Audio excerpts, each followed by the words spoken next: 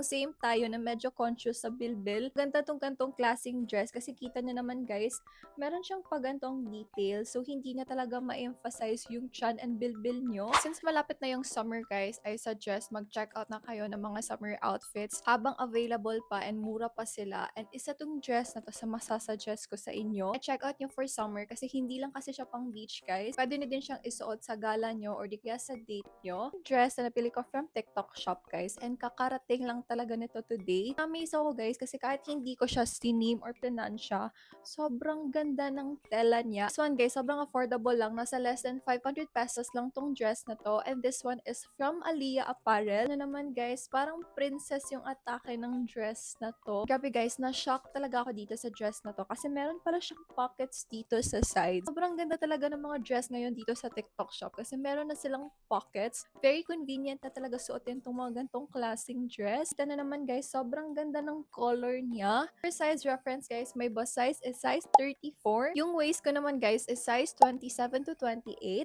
I'm 5'6" tall guys and ganito kahaba yung dress sa akin. Same tayo na medyo conscious sa bilbil. Ganda tong gantong klaseng dress kasi kita nyo naman guys, meron siyang pagantong detail. So hindi na talaga ma-emphasize yung chan and bilbil nyo. Sobrang ganda ng dress na to. So if naghahanap ka ng outfit for summer or kung naghahanap ka lang talaga ng dress na pwede mong isuot sa kahit anong occasions, make sure to check this out on my yellow basket.